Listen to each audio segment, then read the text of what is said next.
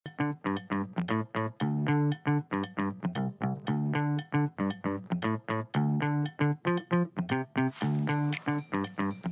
байцгаана уу? Та бүхнийхээ амрыг ярин мэдчихэд байна. Технологийн гайхамшиг нэвтрүүлэг маань эхэллээ. За өнөөдөр дэлхийн хэмжээтэй аврах телескоп гэдэг сэдвээр ярилцах юм байна. За студид компьютерийн шинжилгээ ухаанч хас чулуу хөтлөгч орно хоёр ажиллаж байна. За нэвтрүүлгийн маань хамтран ажиллагчаар ивент тэтгэгчээр хамттай жаргалтай юуны биш нь болон таны аяллыг бид урлая. За A-Star Mongolia маань хамтран ажиллаж байна. Нэвтрүүлэг NTV, Одмондөр радио 107 болон 83.3 гэсэн хост толгоноор та бүхэндээ хүрч байна. Өдрийн мэнд төргий хасаа. Өдрийн мэнд. За өнөөдрийн сэдэв бол дэлхийн хэмжээтэй аврах телескоп гэдэг сэдэвтэй. Гэхдээ үндсэн ярих гээд байгаа зүйл нь бол бид нар хар нүхний зургийг авчихсан. Батерийг татчихсан. Тэ хүн төрөлхтөн бол анх удаа хар нүхтэй танилцсан. Шууд зургийг харсан, тэ. Шууд баталгаа болсон. Ийм гайхалтай зүйл байсан. Гэхдээ энэ зөвлөлт хүрэхийн тулд хүн төрөлхтөн бид бүхэн ямар их тэ ямар хуу технологи ашиглаж ямар их хүчин зүтгэл гаргасан тухай өнөөдөр ярих болно. За хэдүүлээ айгуу гоё тийм түүх маягаар ингэ явчих. За шөнийн тэнгэрт одоо ингэ төсөөлцгөө л да. Шөнийн тэнгэр ингэ харж байна. Шөнө гарсан чинь ингэ те цэв зэлмэг эргэн тойронд ямар ч хот гэрлийн бохирдол байхгүй. Гайхалтай шөнийн тэнгэр байна гэж төсөөлье. Бид тэр ингэ хөдөө гадаа явж байхдаа сайхан шөнийн тэнгэр байдаг шүү дээ тийм ээ. За энэ шөнийн тэнгэрт одоо яг л яг зураг шиг үзэсгэлэнтэй харагддаг. Дээрээс нь яг зураг шиг хөдөлгөөнгүй харагддаг. Тэр однууд бол ерөөсө хөдөлдөггүй. Ингээд байран дээр л байж байгаа юм шиг гээ байждаг. Хичнээн үзэсгэлэнтэй ч гэсэн зүгээр нэг зураг шиг.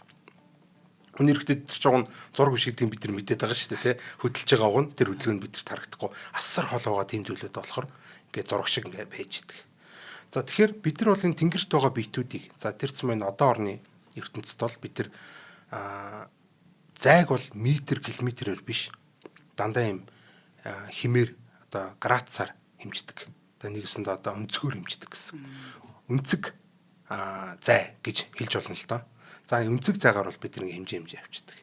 За жишээлбэл ингээд өмнөх дугаарууд дээр ч нэлээд олон ярьж ирсэн. Хэрэв бид нэг гараа сунгаад за тэгээ чихчээ уруугаа гоцойлох юм бол бидний нүдэнд энэ чихчээ уруу маань яг ингээд тэнгэрт байгаа 1 градусыг халахлна өргөнөөр.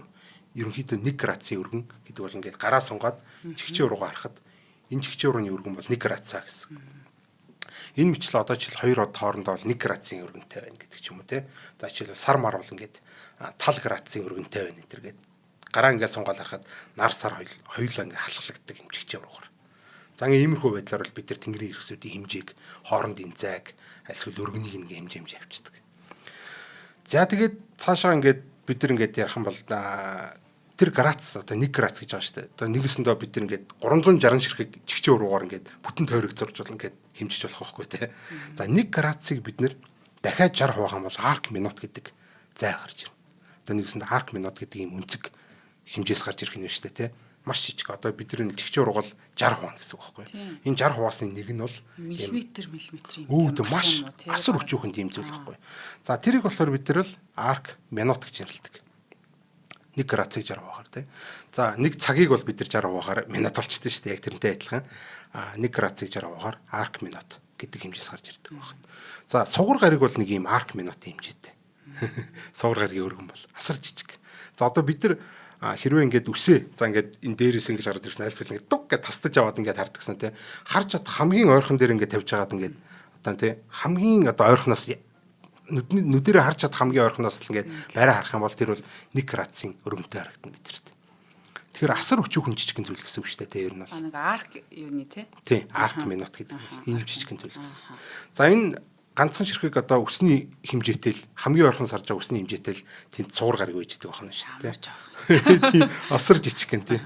За энэ ийм жижигхэн зүйлсийг бол бид нар бол яг томруулж харахын тулд одоо ер нь ямар ч хэлбэр төрсөн нэг цэгшглийн харагдаад байна гэсэн үг шүү дээ тий. За тэгэхээр энэ зүйлийг бид нар судлахын тулд заавал нэг бол микроскоп ч юм эсвэл дуран телескоп энэ төр ашигладаг. Одоо тэр чинь нэгэсэнд ойрхон байгаа зүйлийг ч гэсэн хол байгаа зүйлийг ч гэсэн бид нар бол ийм градус буюу өнцгүүдээр хэмжиж болдог байна шүү дээ. Тэгэхээр нэг одоо энэ ганцхан ширхэг микро арк секунд өгөө микрог нь арк секунд ийм өргөнтэй ийм нарийнхан жижигхэн зүйлүүдийг бид нар юм оптик багаж ашиглаж харахаас арга байхгүй. Хол байгаа зүйл авах юм бол бид нар телескоп ашиглаж хардаг. Одоо тэнгэрийн дуран аваа одоо орны дуран гэсэн үг шүү дээ. Бүр ойрхон байгаа зүйлийг бол бид нар одоо өсөмсөө бол харахын тулд микроскоп энэ төр ашигладаг. За юм багаж хэрэгсэл байхгүй бол яах вэ? бид нар бол энэс бага хэмжээсийг бол одоо өдийн хэмжээний арк минутын хэмжээтэй өргөнтэй зүйлийг бол харж чадахгүй байх нь шүү дээ тий. За иймэрхүү юм болж байгаа. За одоо хэдүүлээ нэг тэнгэрийн шөнийн тэнгэрийн одоо ингээд өшөө нэг жоо ажиглах юм бол одоо сүүн зам маань байж байгаа. Одоо тэнгэрийн заадал маань байж байгаа шүү дээ тийм ээ. За тэнгэрийн заадлын яг төв хэсэг буюу одоо манай галактикийн төв хэсэг бол ийм номын ордон дээр үжидэг. Одоо бид нар орд гэж мэдэн шүү дээ. 88 орд тэнгэрт байж байгаа. За тэрнийхээ 12-ыг нарт тойрч одоо дайрж өнгөрдөг болохоор тухайн одоо ордон дээр төрсөн нэг бол тэр ордны хөөн гэдэг.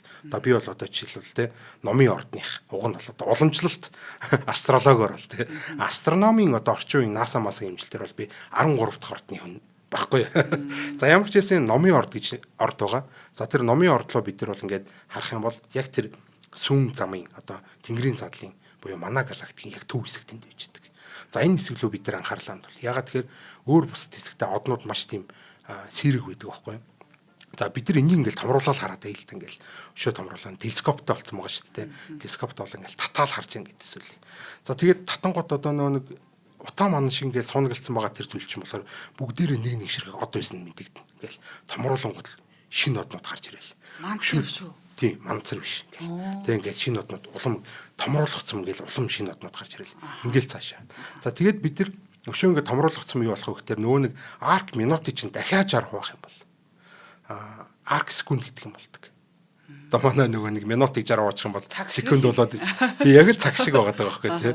За тэр яг 60-60-аар. За энэ арк секунд гэдэг юм болно. За бархас үед гариг бол 40 арк секундын өргөнтэй.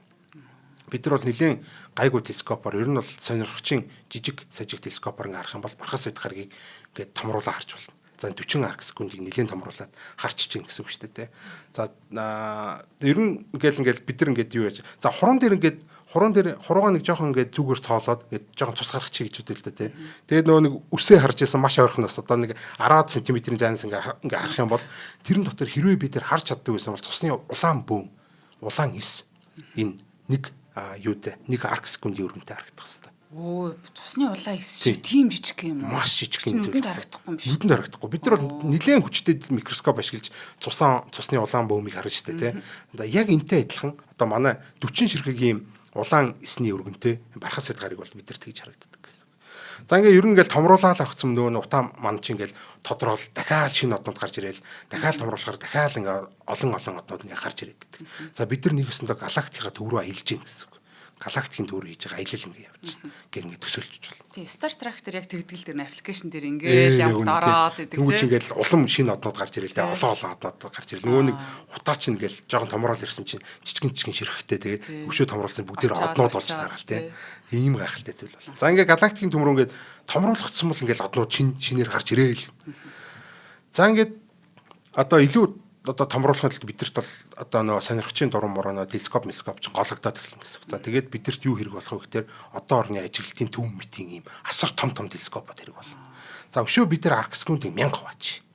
Нөгөө нэг арк секунд нөгөө цусны улаан бөөмийн жижигхэн хэмжээтэй энэ өргөнийг дахиад 1000 хуваая заяа. Дахиад 1000 хуваах юм бол тэндээс мили арк секунд гэдэг ийм хэмжээс гарч ирнэ. Бараг атом боллоо. Асар жижиг юм уу тий. Яг үнэ тий. За энэ 1 мили арк секунд гэж байгаа. За манай нарны хамгийн гадна талын ерөөсө хамгийн жижигнээсээ болоод гаригийн тоноос хасагдсан нэг гариг байдаг. Дэлхий ван гэдэг. За тэр дэлхий ван гариг бол ерөөсө 100 мили арк секунд. Овоо том нөхөр. Гэхдээ цусны улаан бөөмийг 10 хуваахаар, өргөнийг нь 10 хуваахаар тийм жижигхэн зүйл гэсэн үг шүү дээ. Ийм жижигхэн зүйлийг бид нэр тэнгэрээс олоод нөгөө нэг бид нар гариг олчлоо гэдэг хэлсэн шүү дээ. Гэтэл үний эрэхтэй чинь нөгөө нэг хитэргэж жижигнээс болоод гаригийн данс хасагдсан. За хэрвээ нөгөө нэг төрөүний гаран дээр байж байгаа зүйлийг ингээд харж ийн гэж төсөөлөе л да. За ковидын үед хэдүүлээ гараас авандж угаагаагүй гэж татчихъя заяа. Тэгээ ингээд амандаа хийхгүйгээр ингээд нүдэндээ ингээд ойртуулж ингээд харах юм бол нэг ширхэг ковидын коронавирусын одоо энэ хэмжээ нэг одоо мили арк секунд болно гэсэн үг. Тэгэхээр ийм жижиг зүйлийн маш жижиг юм тийм. Бид нар бол одоо ерөөсөө тийм энгийн оптик микроскопоор бол энэ зүйлийг харж чадахгүй. Бүр ийм электрон микроскопоор томруулж хардаг байхгүй. Тийм. Тэгэхээр асар өндөр хүчтэй телескоп бид нар тэрэг болно гэсэн үг. За иймхэн имийг л одоо тэр 100 ширхэг 100 мили арк секундын зүйлийг бол бид нар арай гэж олсон шүү дээ тэнгэрээс дурангаар. Тэгэхээр энээс цаашаа бол бид нар одоо нэг маш том одоо орны том телескопыг ашиглаад ч одоо тэрийг харж чадах байлж байна гэсэн үг. Стом мэдэж авлаа. Би чинь том юмны тухай ярьж байгаа утсан чинь дандаа атом коронавирус байсан биз дээ. Телескоп гэдэг бол ер нь бол тэнгэрийг микроскоптой дээ гэсэн үг байхгүй юу? Маш жижигхэн зүйлүүдийг хараад байна гэсэн. За тэгээд цаашаа болохоор дэлхий дээр байгаа хамгийн том телескоп одоо хамгийн том телескоп. За яг 10 метрийн өргөнтэй ийм том телескоп. 10 м өргөнтэй гэж аваа том телескоп байгаа шүү дээ. Хичнээн ийм том телескоп. Одоо хамгийн том нь ч гэсэн 10 миллисекунд одоо арк милли арк секунд гэдэг байгаа шүү дээ. 10 милли арк секундын наривчлалтай байдаг. Тэрнээс хойш бол бид нар харж чадахгүй. Огт харж чадахгүй. Бас ч гэж бас харах юм байна. Тийм жижиг юм харах юм шүү. Тийм жижиг юм харах. За илүү өндөр наривчлалтай харахыг хүсвэл бидэрт одоо юу хэрэг болох тэр илүү өндөр давтамжтай гэрэл хэрэг болно. Одоо бидний үзэгдэх гэрэл чинь дуусч гин гэсэн үг шүү дээ. Одоо оптик телескопын харж чаддаг гэрлийн одоо давтамж нь бол хөрөлцөө болоод эхэлж гин гэсэн. Нөө юунаас нь жижигхэн болоод эхэлж байгаа байхгүй юу? Долгионых нь өргөнөөс жижигхэн болоод эхэлж гин гэсэн үг. Нанометр л ороод эхэлж гин гэсэн үг шүү дээ. Вирус шүү дээ. Вирус асарсан. Тийм жижиг юм хараад эхлэхээр бидэрт одоо ерөөсөө нэг бол бид нар энэ гэрлээ илүү сайн болгох хэрэгтэй. Нэг одоо рентген туяа ч юм уу, гамма цэцэг ч юм ингэж болгох хэрэгтэй. Ингэжээж бид нар ажиллана. Гэтэл одоо лидерээс ингээд бид нар ажиллахаар тэр зүйлүүд бол бидэрт ерөөсөө одоо нэг тэнгэрээс ирж байгаа рентген туяа, тэнгэрээс ирж байгаа гамма туяанууд бол бидэрт агаар мандлыг нэвтэлж чаддаггүй болохоор бидний нүдэн дээр, бидний телескоп дээр ирэхгүй гэсэн. Одоо одоо орны 10 м өргөнтэй хичнээн том телескоп байлаа ч гэсэн бид нар дээр бол хурж ирж чадахгүй. За тэгэхээр тэрнээс илүү жижиг юмыг харахад бид нарт яах вэ? Тэр сансарт одоо мэдээж гаргаж болох бах те. Гамма туяаны түвшинд хардаг ийм том 10 м-ийн телескопыг тэнгэрт байрлуулж ич юм уу те. Одоогийн бидэрт байгаа хамгийн том одоо сансарт байгаа телескоп бол Джеймс Веб гэдэг телескоп байж байгаа. Гэхдээ хэдий одоо газарт байгаа нөхөр чинь 10 миллисекундыг хараадсан шүү дээ. Наривчлалтай чинь том 10 м байсан чинь. Гэхдээ Джеймс Веб бол нэг 5-6 м-ийн л өргөнтэй тийм талтай. Гэхдээ хичнээн сансарт байгаа гэсэн тэр X-ray гамма рayээр харж чаддгүй энгийн үзэгдэх гэрлийн эсвэл хит улаан туяаны төвшөнд хардаг болохоор энэ бол хамгийн өндөр наривчлал нь 20 милли арк секунд байдаг. 20 милли арк секунд. За тэгэхээр тэрнээс цааш бид нар сансарч байгаа телескопоор газарч байгаа телескопоор харж чадахгүй байна. За тэгэхээр бидэрт өөр арга хэрэгтэй. Энэс цаашаа бид нар судалгаа хийхэд бол өөр арга хэрэгтэй. Гэтэл нөгөө нэг бидний харах гэдэг зүйл бол энэс асар жижиг өшөө цаашаа явна гэсэн. За ийм өндөр наривчлалыг бид нар гаргаж ирэхэд л яадаг вэ гэхээр одоо орны интерферометр гэдэг аргыг ашигладаг. Одоо орны интерферометр. Одоо ерөнхийдөө интерферометр гэдэг багаж байна л да. Хүн төрөлхтний бүтээсэн хамгийн өндөр наривчлалтай багаж. За энэ багажаар бид нар юу нээсэн бэ гэхээр шүү дээ. Гэрлийн хурдыг тэмцсэн. За дээрэс нь одоо юг таталцлын долгионыг нээсэн. За гих мэтлэн одоо зөндөө бол юм. За одоо жишээлбэл квантын физикийн одоо судалгааг бол зөвхөн энэ интерферометр гэдэг багажаар хийдэг. Ер нь бол хүн төрөлхтний мэддэг хамгийн жижиг тийм хамгийн асар өндөр наривчлалтай юм зүйл байхгүй тийм.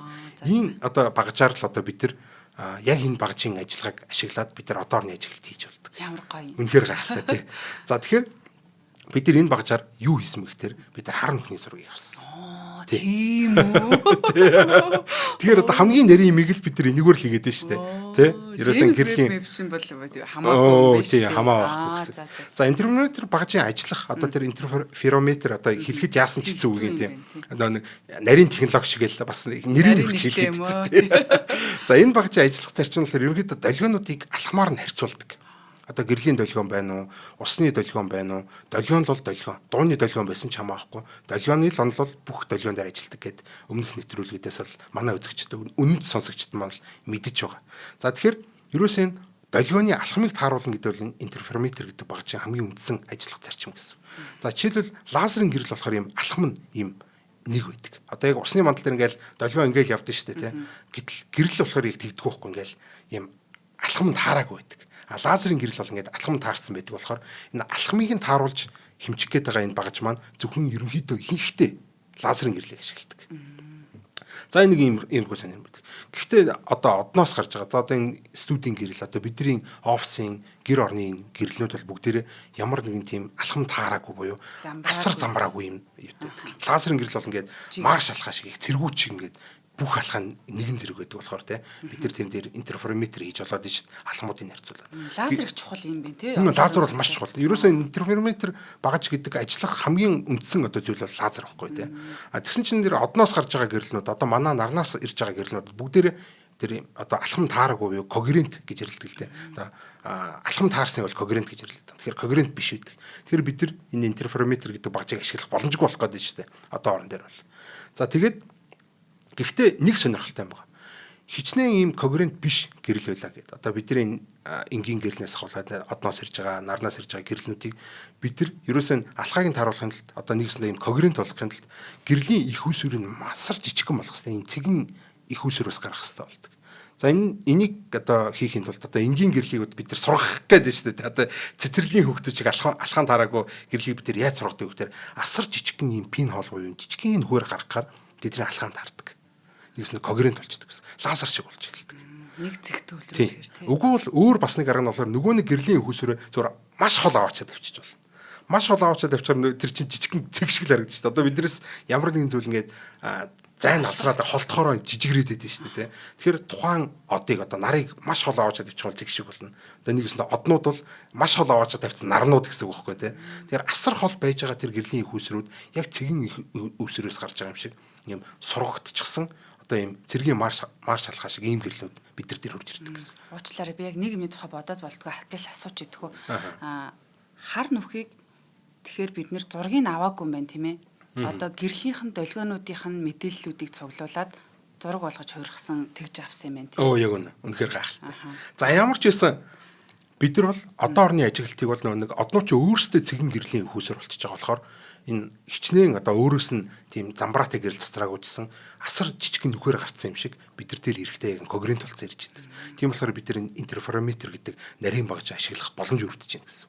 За яг энэ аргыг ашиглаад бид нар бол ерөөсөө энэ нөгөө нэг дэлхий дээр байгаа телескопуудаа яг ийм интерферометр байдлаар ашиглаад асар өндөр наривчлалтай ийм телескопыг бүтээж чадсан гэсэн. За нэг хоёулаа нэг жоохон байжгаад хөргөлжлүүлээд.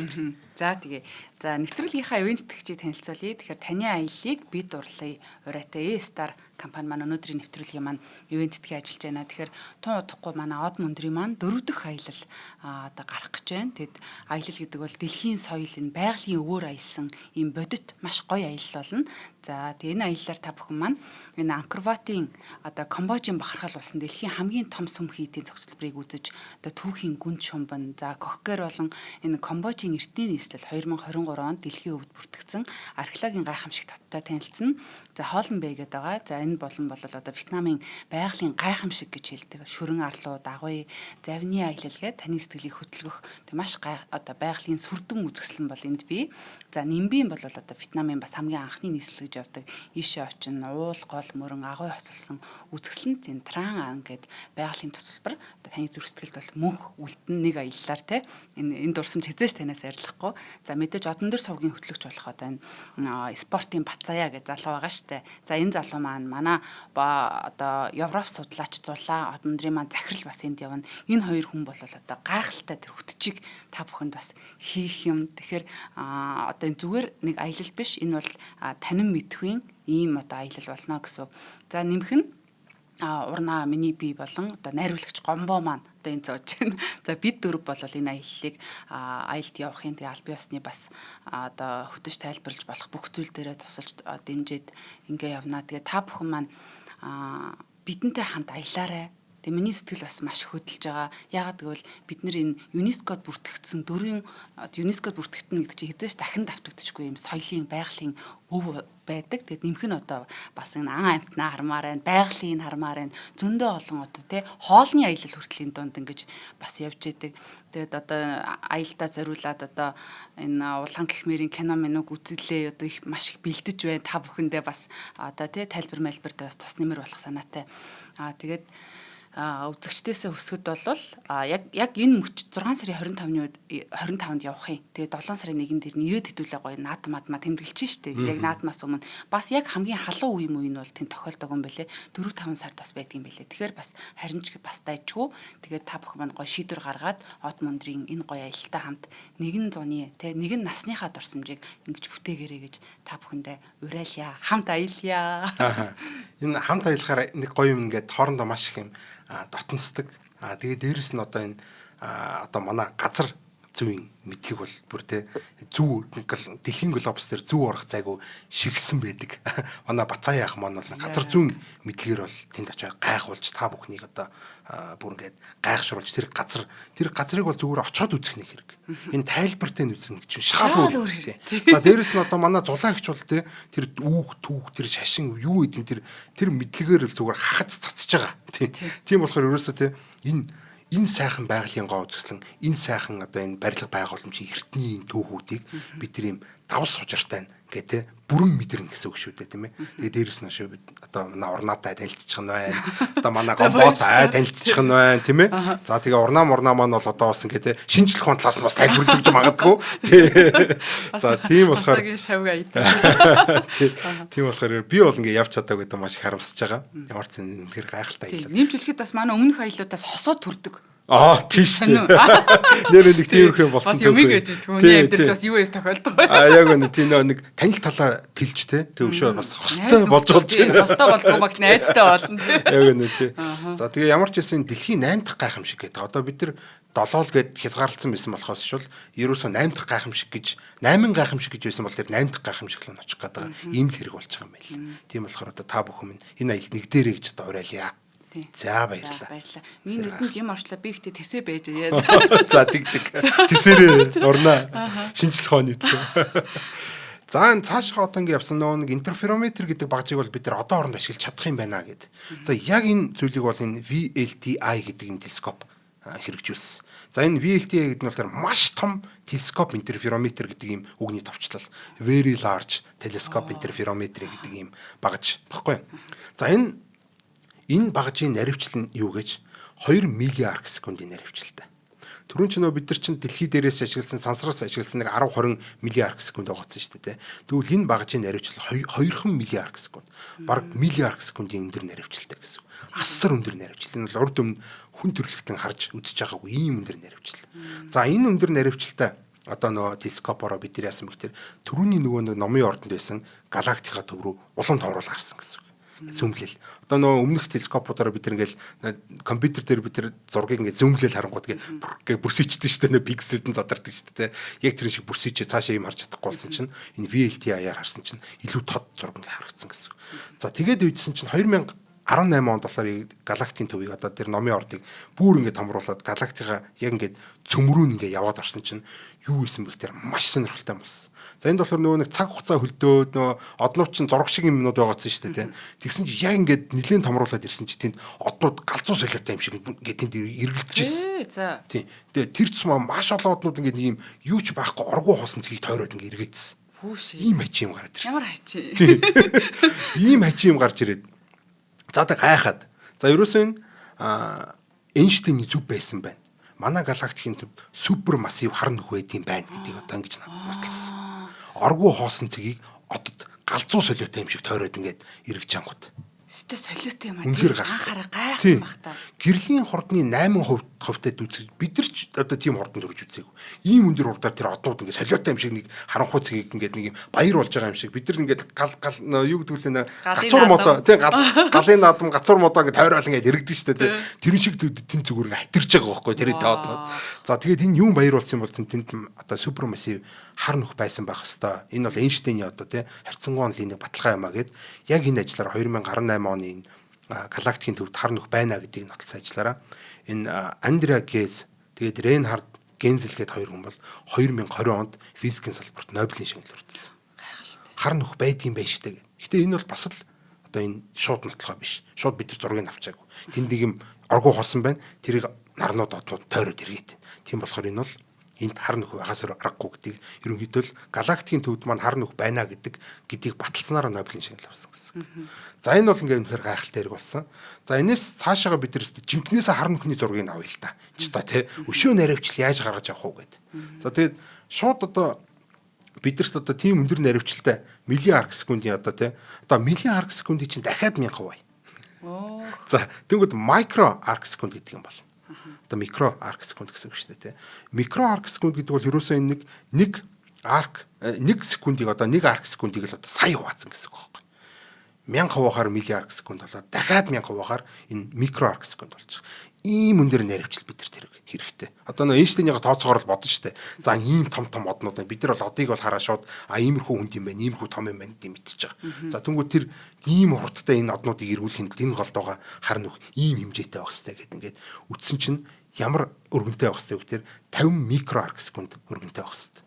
Юу нөө 1 миллиард арк секунд. Тэр чинь дахиад 1000 хуваасан нэг тэр микро арк секунд гэдэг хэмжээс биш үү те. Тэр нь 50 микро арк секунд ийм асар жижиг ийм зүйл байх хэвээр. Одоо Эйнштейний онолоор бол. Энийг яаж одоо бид нар авах вэ? Одоо энийг зүгээр шууд 50 одоо микро арк секундын өндөр наривчлалтай тийм телескопоор авчих юм бол бидэрт хар нөхөд нь харагдахгүй зүгээр нэг пиксел болж харагдана гэсэн үг байхгүй тий. Тэгэхээр энээс илүү өндөр наривчлалтай бид нар телескоп хэрэгтэй. Дор хаяж 20 мили одоо микро арк секундын ийм өндөр наривчлал бидэрт хэрэгтэй байхгүй. Тэгжээж бид нар хар нөхөдийг мэднэ харна гэсэн үг. Бид нар асар том хар нүхнийг харахын тулд нэг эсийн бааснаас жижиг гэнэ юм те. Тийм юм судалж байгаа юм шиг юм болж байгаа юм байна шүү дээ. Тэр мили арк секундээс одоо микро арк секунд гэдэг чинь одоо юу гэх тэр бүр ДНК-гийн түвшинд явж байгаа байхгүй. Одоо бид нар хуруунд би эсийн баас яг зөвл хэлсэн байна. Яг үнэ. Сайн юм. Тэр тийм эсийн баас гэдэг одоо тэр ДНК-ны өргөн чинь ийм 1 микро арк секунд болж байгаа. Эсийн баас Микро тийм үнэхээр гайхалтай. Эсийн баас. За ийм өндөр наривчлалтай одоо ийм өндөр наривчлалтай телескопыг бид нар үтээгэнд л яг дэлхийн шиг том тийм телескопыг бол бидэрт. Оо байхгүй юм биш тий. Дэлхийн шиг том. Юу лээ? Тэг харин хүн зургийг авсан шүү дээ. Тийм дэлхийн шиг том телескоп бидэрт хэрэгтэй. Энд чинь боломжгүй юм шүү дээ. Бид нар дэлхийн шиг том телескоп ганц нэг хар нүхний зургийг авахгүй ч хамаг хоолоо үржиж тэр чи дэлхийн шиг том телескоп хийх ер нь боломжтой байхгүй. Боломж материал байхгүй шүү дээ. Дэлхийгээрээ хэлдэг. Материал хэлэх техник технологи нөхгүй тэр чи цөмрөө дураад унчин шүү дээ. Тий яаж зургийг авсан бол? За одоо өстэй үнэхээр яг жинхэнэ гал сэдэв рүү гарч ирсэн гэсэн. За дэлхийд ороо телескопуудыг интерферометрын нөгөө нэг аргаараа нөгөө нэг мундаг аргаараа нийлүүлээд нэг аврах том телескоп юм шиг ажиллуулж болно бас. Тэгэхээр нөгөө интерферометр гэдэг арга чинь болохоор түрүү нөгөө 20 миллисекундын юу гэж гаргаад авсан асар өндөр наривчлалыг гаргаад авсан. Юу 20 тэр чинь 2 миллисекунд. Одоо тэгвэл одоо бид нар 20 микросекундын өндөр наривчлалыг бүр ингээд илүү хоолойгоо телескопуудаар ингээд ерөөсөө яг дэлхийн хоёр цагт байгаа хоёр телескопыг хооронд нь интерферометр аргаар буюу тэн дээр ирж байгаа энэ долгионы одоо энэ алхмуудыг тааруулаад хэмжээд авчих юм бол энэ өндөр наривчлал төрж чадна гэсэн үг. Тэгэхээр дэлхийд рүү телескопуудыг ашиглана гэсэн үг. За яг энэ телескопыг бол бид нар EHT буюу үзэгдлийн хаяа телескоп гэдэг. Event Horizon телескоп. Event Horizon гэж одоо хар нүхний гадаргыг хар нүхэнд л байдаг юм. Тийм хар нүхний гадаргыг бид нар Event Horizon буюу үзэгдлийн хаяа гэдэг. Тэгэхээр өөрсдөө байгаа энэ үзэгдлийн хаяа гэж нэрлсэн энэ телескоп тэр чинь бол ганцхан ширхэг телескоп биш. Дэлхийд даяар байгаа маш олон телескопуудыг хооронд нь интерферометрийн аргаар нийлүүлж энэ өндөр наривчлалыг гаргаж авч байна гэсэн үг. За энэ EHT гэдэг үзэгдлийн хаяа гэдэг телескопоор болохоор дэлхийд дээр байгаа хамгийн том авраг гэсэн телескопуудыг радио телескопуудыг нийлүүлээд тэр яг 20 микро арк секундын наривчлалыг бид нар гаргаж авч чадсан. Үнэхээр гайхалтай. За гэхдээ яг бид нэг шууд за хүү хаа гэж зургийг авчих гэсэн чинь хэд хэдэн асуудлууд тулгарч байгаа. За хамгийн том асуудал бол ерөөсөө энэ алхмын тааруулъя гэдэг. Нөгөө нэг долгионуудыг чинь харьцуулж харахад бид нар алхмын тааруулах хэрэгтэй. За тэгсэн чинь алхмын тааруулах гэсэн чинь юу болсон бэ гэхээр нөгөө нэг газар дээрээс бид нар агаар мандал дотроос тэнгэрлүү ажилт хийхээр агаар мандлын юм зэрэглээт үзэгдэл гэдэг нэг ядаргаатай юм байгаад байдаг. За энэ зэрэглээт үзэгдлээс бид нар гарахын тулд сансарлуу гараад идэв шүү дээ. Тэгээ яг алхмын тааруулах гал асар өндөр давтамжтай юм гэрлэнүүдийн чинь долгио ирэнгүүтэл бид нар тэрийг алхмын тааруулах хэрнээ агаар чинь ингээл зэрэглээтэл алхмууд ингээд зүрлээ хийчихэж байгаа байхгүй тий. Тэгэхээр айгүй төвхтэй. Энээс нь болоод бид нар одоо ерөөсөө энэ баран боломжгүй юм байна гэдэг ингээд тий. За тэгээд ерөөсөө шийдэл нь болохоор энэ одоо алхмыг мэдж авч болохоор нэлийн том алхамтай буюу илүү бага давтамжтай юм радио долгионыг ашиглаж болох юм байна гэдэг. Өмнө нь дандаа бид нар гэрэл юм уу хит улаан товёонуудыг ашиглаж ирсэн бол одоо бол бид нар бүр радиод бүр маш хол алхмуудтай алхмыг тааруулахад илүү хялбархан байдаг ийм долгионуудыг радио долгионуудыг ашиглая гэдэг. Ийм нэг шийдэл байж болно. За дээрэс нь одоо тэгсэн ч гэсэн одоо тэр нь одоо юу байхгүй. Одоо таарахгүй болонгууд нь бүр дээрэс нь хиймэл оюухыг хүртэл ашигласан байдаг. Энэ арга дээр. За өөр бас нэг мангар том саад байна. За энэ саад нь юу гэхээр ерөөсөө манай одоо нарны анги одоо манай хар нөх гэж л та тий. Манай хар нөх واخгүй юм чинь тий. Манай галактикийн төв тугай хар нөх бол супер массив. Гэхдээ асар хүнд асар том ч гэсэн тэгчнээ тэдэд зэрэгтэй том ч гэсэн одоо нэг хар нөхний зурагч хав хором чи авч чадахгүй шүү дээ. Гэхдээ тэрийг чи ингээд тойроо тийм accretion disk буюу одоо энэ таталцлаас нь үссэн юм одоо тийшээ сорогдож орж байгаа биетүүд маш өндөр хэмжээ халаад гэрэл гаргадаг байхгүй. Нөгөө нэг дулааны цэцэргалт чинь асар өндөр төвшөнд хийгдэнгүүд яг нөгөө асар хурдтай ингээд тойроод ирэнгүүт маш их халж байгаа шүү дээ үргэлжлэлээс болоод. Тэгээ тэр чинь маш их халж байгаа зүйлүүд яадаг вэ гэрэл гаргадаг те. За тэр нь үзэгдэх гэрэл юм. Нэг нь хар нөхнүүд бүслүүртэй байдаг гэсэн үг. Материйн бүслүүртэй. Энэ бүслүүр нь өөрөөсөө гэрэл гаргаад идэг. Одоо нэг санчрын бүслүүр шиг бүслүүр гэсэн. Гэхдээ асар хурдтай ингээд бүслүүр нь эргэж явахдаа ингээд өөрөөсөө үргэлжлэлээс болоод халаад тэгээ гэрэл гаргаад идэг байхгүй. Энийг нь авах гээд байгаа. Энэ зүйл. Гэтэл манай хар нүх болохоор хитрхи жижигхэн. Ер нь бол ингээ босод галактикийн төвүүдэд байгаа хар нүхнүүдэд харьцуулах юм бол нэг тийм айхтар томдоо орохгүй жижигхэн гэсэн. Тэр нөгөө нэг бүслүүр нэгээд амар хурдан солигдоод ингээл өөрчлөгдөөл ингээл янз бүр болоод идэх. Гэтэл бид нар ингээл нэлээд удаан тэр чинь бүртгэж байгаа өгдлөө цуглуулж шүү дээ. Өгдөл цуглуулж байгаа хооронд нөгөөд чинь өөрчлөгдөө өөр болоод ингээ зургийг авах харахгүй юм урдан өглөөд байгаа байхгүй. Энэ бол дараагийн одоо саад нь шууд зургийг авчих гэх юм. За тэгэхээр ерөөсөө яах вэ гэхээр ерөөсөө бидэрт нэг бол хангалттай том хар нүх байх хэрэгтэй. Тийм бол нөгөө нэг тойрж ирж байгаа бүслүүрчин бол ингээд нэлээд доктортой болоод эхлэн гэсэн үг шүү дээ. Ер нь бол доктортой дөрстэй хар нүх болно гэсэн үг тийм.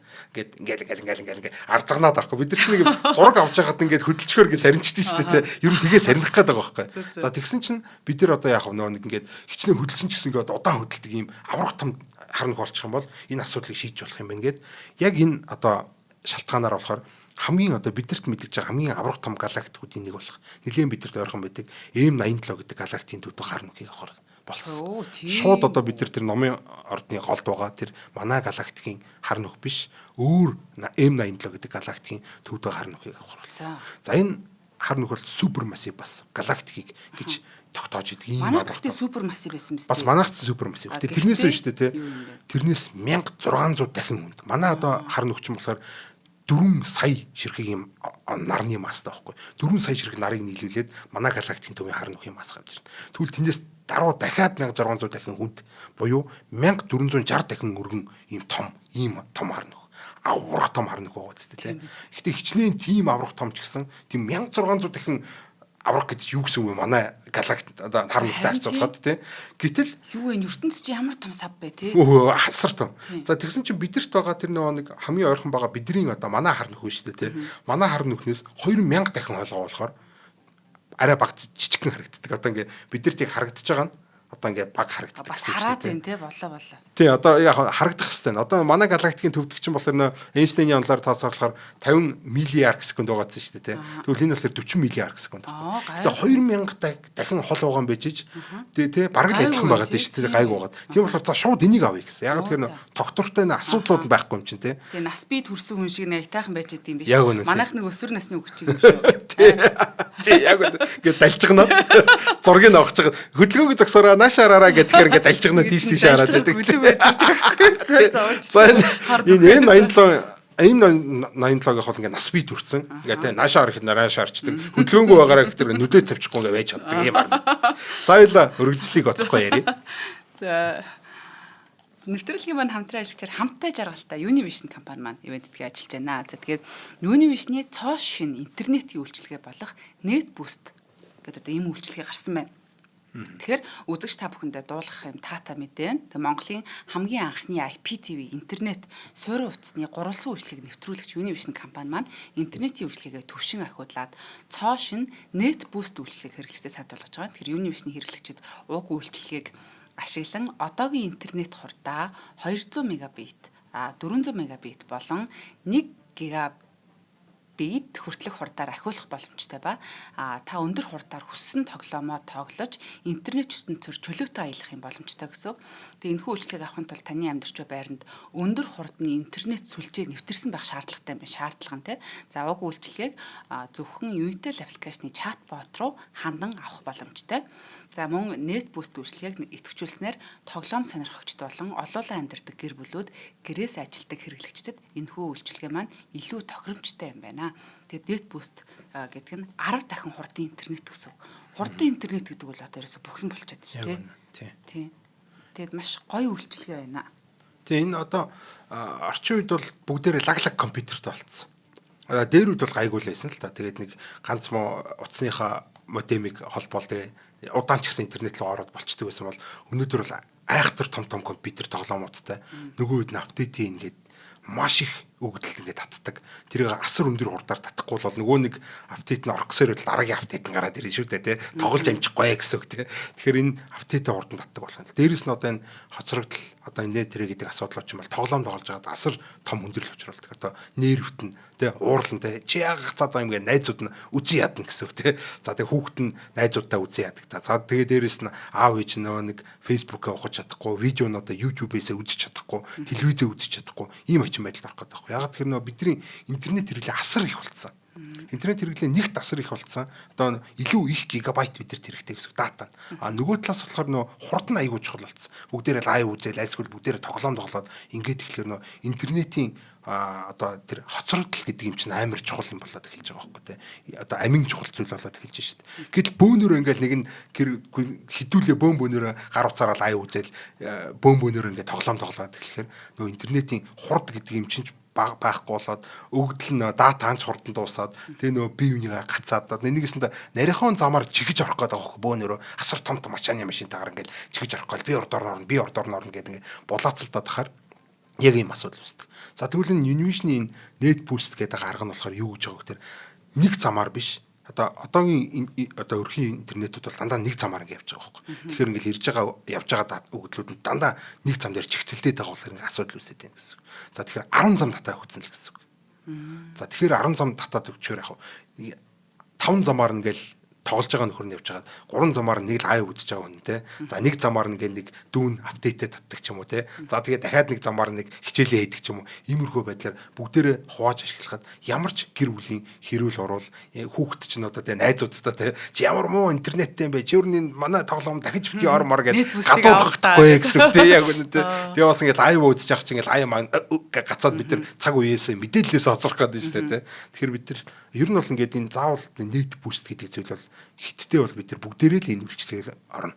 Хүссэн үсээгөө бидний утасны дэлгэцч томрол хурд чигсэл те тэр энэ лайваар үздэг альсгүй тоглоомны хэмжээнд томрол апдейтуудын хэмжээнд томрол альсгүй тэр том тоглоомч нь асар өндөр хурд шаардал ингээд эхлэнгүүд бид нар аяндаа л ийм зүйл рүү ингээд орно гэсэн үг. Одоохондоо бол бидэрт мэдрэгдэхгүй байгаа юм шиг санагдаж байна. Гэхдээ ихэнх айлуудын зүйл мэдрэгдээд эхэлсэн болохоор яг ерөөсөө л net boost-ийг л ирээдүйд угаасаа авна гэсэн. Ирээдүйд авах хэрэгтэй юм чинь угаасаа өнөөдрөөс л ашиглаад эхлэе л да тийм биз дээ. Одоо нэг юм лонхны үзэв шиг юм дээр гэр бүлэрээ хэрүүлгээд би ордоор орно ингээд чигцэлж байгаагаар миний хөө би нэг лайв үзэх гэсэн чинь нөгөө хоцроод на тоглоомоо төр болчих юм бол нөгөө чинь юу яриад байгаа ба та над лайва төр болчих гэдэггүй би тоглоом дээр хожигдох гээд байна гэдэг юм шүү дээ. Тийм болохоор net boost гэдэг зүйлийг л эртгээ аваад ашиглаж ирсэн их зүгээрээ. За баярлалаа. За 2017 онд юу болсон бэ гэхээр манай нөгөө нэг EHT буюу одоо үзэгдлийн хаяа гэдэг асар том телескоп одоо асар өндөр наривчлалтай 20хан одоо тэр микро арк секундын ийм өндөр наривчлалтай телескопоор бид нар яг тохиромжтой цаг агаар нөлөөсөн. Одоо нөгөө за нэг тэнгэр онгоох хэрэгтэй. За нөгөө дэлхий шиг том телескоп гэдэг байгаа шүү дээ тий. Дэлхийн хэдэн цагт байрлуулсан. Зөвхөн 2 цагт байрлуулдаг. Дэлхий дээр байгаа нийт ийм олон телескоп байгаа бараг 8. Дэлхийс гадна тий. Тэнгэр онгоох хэрэгтэй юм уу? Тэнгэр онгоон тий. За яг нөгөө тэнгэр онгоон ч гэж та одоо ерөнхийдөө цаг уурын байдал нь илүү тогтвортой болох хэрэгтэй гэсэн үг шүү дээ тий. Энд нь ингээд шуурга болонгууд л энд нь ингээд гайгүй болчдөг тий. Болчлоо бүтгэхүү гэдэг. Энэ шуурга болж байна гэж энд нь гайгүй болонгууд энд нь шуурга болоод ингээд аягүй төвөгтэй байхгүй. Нийт 6 газар байгаа 8 телескопыг ашигласан. За ингээд нөгөө нэг цаг агаар хүлээх гэж бөө юм болно. Эдгэр чинь ингээл бүртгэх гээл. За өнөөдөр гайгүй юм шигээд болохгүй байна. Шуурга болчлаа гэж өөр хэмждэг ингээд бөө юм болж байгаад арай гэж тий. Арай гэж яг тохиромжтой юу байсан. Одоо яг гоё ингээд тэнгэрийн онгоолоо бүх нөхцөл нь яг бүрдээл. Тэг ерөөс 5 шөнийн турш ингээд өгдөл бүртгэсэн. Тэ. За ингээд энэ 5 шөнийн турш бид нар өгдөл бүртгэхдээ юу бүртгэсэн бэ гэхээр нийт N87 гэдэг галактикаа төв рүү өгдөл бүртгэсэн. Дээрээс нь шөө одоо номын ордлогоо буюу галактикаа өөртөө одоо сүүн зам галактикийн төв рүү энэ тэнгэрийн задлын номын ордлого болсон гэж өгдөл бүртгэсэн. За ингээд 5 өдрийн турш 5 өдөр ч гэж одоо 5 шөнийн турш одоо ингээд сайхан өгдөл бүртгэжлээ. Айгүй их гоё өгдөлтэй болчихлоо. За сайхан одоо яах вэ? За тэгээд ерөнхийдөө энэ өгдөл бүртгэж байгаа үед бол айгүй их том саяны нөгөө нэг Univision дээр гардаг өгдлийн асуудал үүсэж байгаа. За нэг ширхт дорнол ерөөсөө секунд 8 гигабит 8 гигабит биш 8 гигабайт байхгүй юу. Одоо 8-ыг 8-аар үржүүлэхээр чинь 64 гигабит секунд хурдаар ийм их өгдөл ингэ цугларч эхэлсэн гэсэн үг. 64 гигабит per секунд гэдэг чинь бүр асар өндөр одоо өгдлийн цуглах хэмжээ байхгүй тий. Ийм өндөр хурдаар тэр одоо сансраас ирж байгаа ганцхан телескоп дээр шүү дээ тий. Тэр сансраас ирж байгаа тэр өндөр нэгтршилтай радио долгионууд бол ингээд гэж ерөөсөө ингээд гигабитээр ингээд дүүргээ авчихсан. Маш их мэдээлэл ирсэн. Асар өндөр хурдтай мэдээлэл хурааж байгаа байхгүй тий. За тэгээ энэ ерөөсө 5 шөнийн турш бүхэл бүтэн петабайт болж ирсэн. За петабайт гэдэг бол асар өндөр одоо юу хэмжээ байхгүй тий. Маш том. Энд л зөвхөн зориулж юм тустай ийм хард драйв тий. Тийм өндөр одоо юугаар одоо юу хуулах чадвартай тий. 8 гигабайт буюу 64 гигабит per секунд хурдаар ингэж өгдөл хадгалах. За дээрэс нь биш асар петабайт хэмжээтэй ийм мэдээллүүдийг хадгалахын тулд тийм зориултын хард дискнүүдийг ингэж ашигласан. За тэгээд тэрийг нь интернетээр дамжуулаагүй. Тэрийг нь биш те бүхэл бүтэн одоо онгоцоор зөвөрлсөн. Өөрчлөж байгаа төв рүү онгоцоор зөвөрлж байгаа. Петабайтыг би сонсоочгүй маань яг үнэнгээ хэлээ. Петабайт гэж одоо нөгөө big data гэдэг чинь болоод эхэлж байна гэсэн үг байхгүй. Big data бүрдэж байна гэсэн. Одоо баг дэлхийн интернет чиг шахав одоо тийм асар хэмжээ. Гэхдээ манай дэлхийн интернет л одоо зета йота руугаа явж байгаа л та. Цугларсаар өдөрт баг петабайтын мэдээлэл цугларч байгаа. Гэтэл тухайн үедэл 5 шөнө дотор тэр дэлхийн интернетэд цугларч байгаа мэдээллийн шахав тийм өндөр их мэдээлэл ингээд хард дискын дотор зориултын том чемодан шиг хард дискын дотор бүртгэж аваад за тэгээд тэднийг болохоор ингээд интернетээр тэрч явуулах хэрэг бараг боломжгүй болж байгаа байхгүй тий мангар удаан хүлээх гэдэг онгоцон дотор хийж хагаад шууд ингээд төв рүүгээ нисэж байгаа байхгүй за тэгээд тэнд нөгөө нэг 5 өдрийн өгдлөө чинь 6 газараас 8 телескопын бүр ингээд хэдэн 5 терабайт петабайт мэдээлэл 5 петабайт мэдээлэл тэр төвд суулгарсан. Асар их хөгжил байхгүй. Энэ чинь зүгээр боловсруулна гэдэг чинь өөрөө асар өндөр одоо юу гэсэн үг. Хэрэгтэй ч юм хэрэггүй ч юм уу ирж байгаа шүү. Зүгээр хуулахад л асуудал үүсэн шүү дээ. Чи асар удаан хүлээн. За дээрэс нь энэ дээр чинь хиймэл аюу ухаанаараа боловсруулалтын нөгөө нэг жижигэн долгионуудын мэдээллүүдийг чинь одоо хиймэл аюу ухаан ашиглаад яг нэг алхам алхамаар нь тааруулна шүү дээ. За ингээл нэг нь уртталтан гарцсан байгаа, нэг нь хойдталтан гарцсан байгаа гэх мэт ингээд тэд нар ч өөрчлөгдөж байгаа дэлхийн ингээ эргэж байгаа шүү дээ тий. Тэр болгон дээр нь бид нар ингээл хоцроглуудыг энэ бүгдээр ингээ нэг нэгээр ингээ алхмуудыг тааруулах хэрэгтэй. За ийм өндөр ийм юу хийсэн одоо өгдлийн боловсруулалт хийсэн.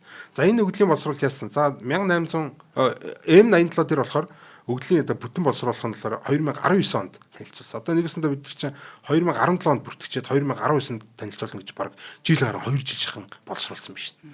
Ийм удаан боловсруулсны дараа 2019 онд за бид нар энэ зургийг авчлаа гэд дөнгөж танилцуулж байгаа байхгүй.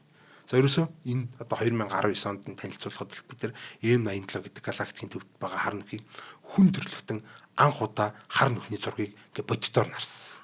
Энэ бол үнэхээр гайхалтай одоо юу гэдэг зүрх дарам ийм гайхалтай тийм нээлт бас. Тийм сайраа харлаа нэг дэлхий дээр барилж байгаа юм байна тий. Харахад бол нэг 5 антин шиг юмнууд юм байна шүү дээ. Тийм зүгээр радио телескопууд тий. Тэдрийг л нэг том аврах том телескоп шиг ашиглах аргыг нь л одоо интерферометр телескоп гэж нэрлэдэг байгаа байхгүй. Яа тэр хар нүхний зургийг авдаг мөчвөл тий. Үнэхээр гайхалтай тий. За энэ тийм айгүй тийм гайхалтай юм болсон. Тэгээ дараа нь за боловсруулалтад ерөөсөө ингээд алдаа гарч бодлоо шүү дээ тий. За нэг нь худлагаас хар нүхний зураг юм байсан гэдээ хүчиж магадгүй гэдэг үднээс тэрнээс сэргийлэх нь ерөөсөө өгдлүүдийг 4 газар хуваагаад дөрүүлэнд нь бие биенээс үл хамаарсан байдлаар бүр бие биенээсээ нуугаад битүүмжлээд ингэж бүр ингээд тэр хүмүүсийг зөвхөн тэр өгдлөө боловсруулах гэж тэр газараас нь баг гарахгүй шахуугаар ингэж боловсруулсан. Тийм байлгүй дээ. Тэгвэл нэг халаас нь данаатны зураг авцсан ч юм билүү те. Дэлхийн нийтээр дуурал. Хамгийн гайхалтай нь болохоор 4 групп дөрүүлээ яг ижлэх үр дүнд төрсөн. Тэгэхээр энэ бол найдвартай хар нүхний зураг гэсэн. Тэгээ ерөөсөө бид нэр эргэлзэх шаардлага байхгүй. Ямар ч шаардлага байхгүй. Тий, ямар ч шаардлага байхгүй. Дөрвөн газар дөрүүлээ бие биенээс үл хамаарч боловсруулчаад яг ижлэх үр дүнд төрнө гэж чинь ерөөсөө эн чинь тодорхой байхгүй юу те. За тэгээд яг нэгэн дээр зааны зураг гараад ирсэн бол нэг жоохон эргэлзэж болно. Дөрүүлээ адилхан юм гараад ирсэн. За тэгээд манай одоо хамгийн гол юм нь одоо анхнаасаа бид нар авах гэсэн чинь номын ордны голд оршиж байгаа манай хар нүх шүү дээ тийм ээ. Одоо манай их гэх юм одоо манай их хот гэдэг шиг манай их тий эцэг өвөг хар нүх шүү дээ тий. Одоо бид нар бол нараа тойрж ирж байгаа. Манай нар маань бол тэр хар нүхийг тойрж ирж байгаа гэсэн үг шүү дээ тий. За энэ хар нүхний зургийг бол бид нар боловсруулаад нөгөө нэг ингээд төвчгнөөд идэг нөхөр шүү дээ. Энэ нөхрийг боловсруулаад илүү удаан жил зарцуулсан. За 2017 онд бүртгэж авсан өгдлөө 2022 онд танилцуулсан. Одоо 5 жилийн турш баг шахуун гэж юу басан бэ шүү дээ боловсруулсан ба шүү дээ. За энэ боловсруулсан эцэст 2022 онд одоо бид нар анх удаа за энэ бол манай галактик манай хар нүхний зураг юм а гэд танилцуулж байгаа. За ингээд бид нар их хар нүхний зургийг харчлаа. За ингээ өөр галактик дээр байгаа хар нүхний зураг. Галактик болгоны төвдөл хар нүх байх хэвээр гэдэг те. Дээрэс нь одоо энэ бүх тооцоолууд яг Эйнштейний харьцангуй онолтой таарсан.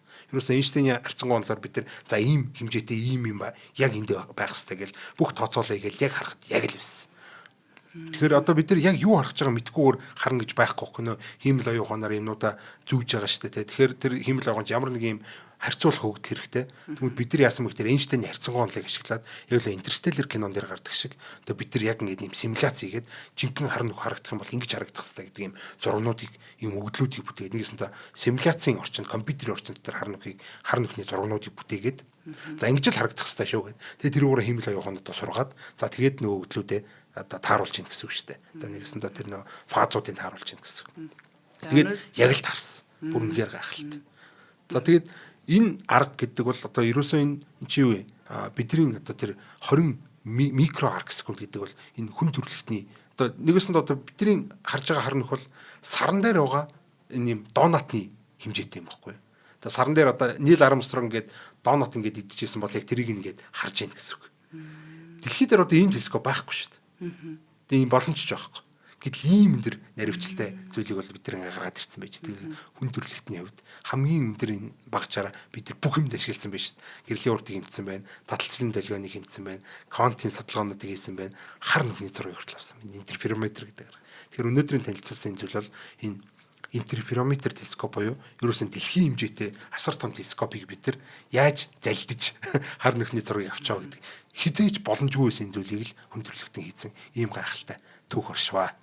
Харин тий одоо эндээс жишээ нь одоо Шри-Ланкад явж байгаа нэг зааны эндээс ингээ харах тийм хэмжээний төхөөрөмж өгвөл бид нар гайхна үсттэй тий. Гайхна шүү дээ. Тэгсэн чинь бүр тэр бүгээл. Гайхдаг. Тийм маш олон. За тэгээ өнөөдөр одоо өөрийнхөө галактикийн голд байдаг эцэг хар нүхийнхаа одоо заан шиг мэдж авлаа өөр байдаг юм байна. Тэгээ хар нүх болгонд нэрээ галактик байх ёстой юм уу тий? Нэг тойрох ёстой. Ер нь яг Эйнштейний онолоор бол бид нар галактик болгоны төв заавал нэг хар нүх байгаа гэдэг нэг юм байна. Ягаад гэвэл тэр хар нүх байхгүй бол тэр галактик тийм хэлбэр төрстэй байж чадахгүй. Тэр галактик болж чадахгүй гэсэн үг байхгүй. Нөгөө талаас болохоор зүгээр юм од дэлбрээд өөрөө хар нүх болсон иймэрхүү хар нүхнүүд. Тэр бол жижигхэн стеллер буюу одны хэмжээтэй хар нүхнүүд байдаг. Супер массив биш. Ийм жижигэн хар нүхнүүд. Тэд нар бол нэг айхтар ингээл гэрэлтэж мэрэлддэг тийм бүслүүр байхгүй болохоор бид нар бүр ажиллаж чадахгүй гэсэн. Одоо энэ та нар ингээ бодоод үзэлтэй энэ бидний авсан хар нүхний зураг чинь гэрэлтээд шүү дээ үзсэн. Дундаа хар ингээд нүхтэй байгаа дээ шүү дээ. Тэр хар нүхийн гадна талын гэрэл байхгүй байх юм бол бид нар юуг харах юм? Тий ямар азар гэрэлсэн тий. Яг үнэ тий. Ямар азар гэрэлтдэг бүслүүртэй тий. Ямар ч дагуулгүй хар нүх гэж байх уу? Одоо байж болох л илүү дээ мэдхгүй одоо тийм. Одоо нэг юм од үйжсэн л дэлбрээл эргэн тойрны гаруудыг салхинд сонсорлоо хийсгэж ачаа өөрөө харнах болсон бол нэг дагуулгүй ингээд нэг өмчин харнах хав харгууд харагдахчгүй. Тий харагдахчгүй. За баярлалаа. За өнөөдрийн нэвтрүүлгийн маань хамтран ажиллагчаар хамтдаа жаргалтай юуны вишн болон таны аялыг би турлая. Star Mongolia маань ивэнтдгээ ажиллаа. Нэвтрүүлэг NTV Одмондөр радио 107 болон 83.3 долгионоор та бүхэндээ хүрлээ. За тэгээд өнөөдрийн нэвтрүүлэг бол маш сонирхолтой байлаа. Тэгээд энэ бүх деталь мэдээллүүдийг авах бас сайхан байлаа. Тэгээд хамтаас үзэг сонсогч та бүхэндээ баярлалаа. Дараагийнхаа дугаараар хэрэг уулзъя. Баярлалаа. Нэвтрүүлгийг хүлээн авсан Нарны аймгийн монголчуудаа баярлалаа. Одмондөр сувг нь энэ мэдчлэн таны мэдхүйн мянган нэвтрүүлгийг 2026 оны 7 сарын 1 хүртэл та бүхэндээ хүргэх юм. Их хэлээрээ шинжлэх ухаан танин мэдхүйг түгээхийн үлсэд нэгтгэх хүсвэл та бидэнд хандив өгөх боломжтой. Та нэг нэвтрүүлгийг 100 төгрөгөөр буюу 1000 нэвтрүүлгийг 100 мянган төгрөгөөр үнэлээд биднийг дэмжээрэй. Жилдээ ганцхан удаа 100 мянган төгрөгөөр биднийг дэмжснээр шинжлэх ухаан танин мэдхүйг түгээх энэ үйл хэрэг амжилттай үргэлжлэх юм. Одмондөр нэр дээрх Худалдаажлын банкны данс байгаа 4191 Тэг 4518. Та 100,000 төгрөгөөр шилжүүлэхдээ гүйлгээний утга дээр нь өөрийн нэр болон утасны дугаараа заавал бичээрэй. 100,000 төгрөг хандуулснаар Одмондөр сувгийн алтан гишүүн болох юм а. Шинжлэх ухаан танин мэдхгүй Монголд ялах болтугай.